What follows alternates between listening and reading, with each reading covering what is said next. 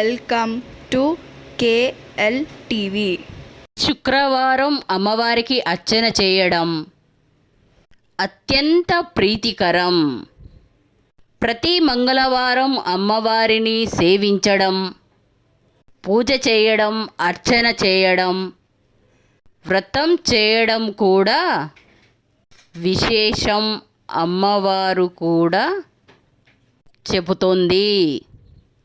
ఎవరు మంగళవారం అమ్మవారిని పూజ చేస్తారో వారికి శత్రుపీడలు ఉండవు, రోగ నివారణ, అప్పులు, రుణాలు తీరుతాయి అని కుజ జాతకంలో ఎక్కడ ఉన్నా కూడా దోష పరిహారం జరుగుతుంది.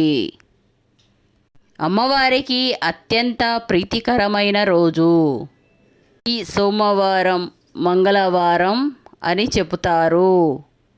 ఎవరినైతే అమ్మవారు కరుణిస్తుందో వారి ఇంటికి అమ్మవారు కదిలి వస్తుందట. పిలవని పేరంటంగా ఎవరు వస్తారో వారే అమ్మవారి స్వరూపంగా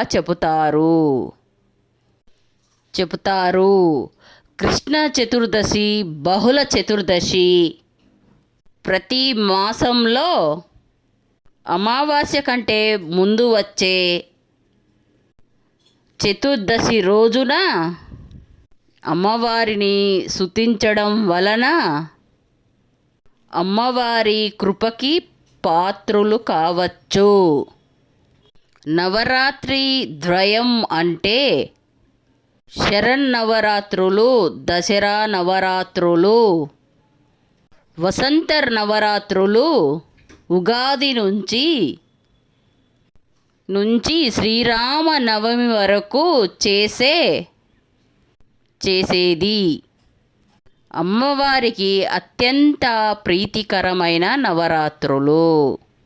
వసంత నవరాత్రులు అమ్మవారికి ఎందుకంటే ఇష్టమంటే దేవీ భాగవతంలో శ్రీరామో లలితాంబిక, కృష్ణో శ్యామలాంబ అని అంటారు.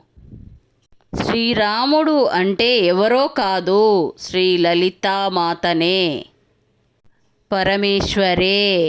శ్రీరాముడి అవతారం శ్రీ లలితా పరమేశ్వరి మాతనే అని అంటారు. శ్రీరాముడికి పూజ చేసిన అమ్మవారికి పూజ చేసినట్టే. అందుకనే శ్రీరామ నవరాత్రులు కూడా అమ్మవారికి కూడా పూజలు చేస్తారు. అమ్మవారు ఎలా, ఏ రూపంలో మనల్ని అనుగ్రహిస్తుందో కాళీ, చండీ, బాల, లలిత, దుర్గా అనేక రూపాలలో ఉండి మనల్ని నడిపిస్తుంది, కరుణిస్తుంది అని ఒకటి అని కాదు, సకల వ్యాప్తి అయి ఉంది అమ్మవారు. మాతృరూపం, శాంతి రూపం, ఆకలి రూపం, జాగృతి రూపం, చైతన్య రూపం, చైతన్య స్వరూపంలో, బుద్ధి రూపంలో, నిద్ర రూపంలో అమ్మవారు ఉంది అని మనల్ని నడిపిస్తుంది.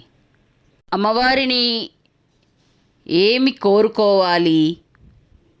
కొందరు పిల్లలు కావాలని, ఇల్లు కట్టుకోవాలని, పెళ్ళి చేయాలి అని రకరకాల కోరికలు కోరుతూ ఉంటారు. కానీ ఏది కోరినా దానివల్ల సుఖం అల్పం, క్షణికం. అది తీరగానే ఇంకో కోరిక వస్తుంది. మరి ఏం కోరాలి? ఆది శంకరాచార్యులు అంటారు, నన్ను కరుణించమ్మా, నాతో ఉండు, మోక్షం వద్దు, విద్య వద్దు, సంపదలు వద్దు కానీ నీ నామస్మరణ చాలు, నాతో ఉండు తల్లి. ఎప్పుడూ నీ పాదాల చెంత భక్తి కలిగి ఉండాలి తల్లి. నన్ను ఎప్పుడూ కరుణిస్తా ఉండాలి తల్లి. నన్ను ధర్మమైన మార్గంలో నడిపించు తల్లి అని కోరుకోవాలి అని అంటారు.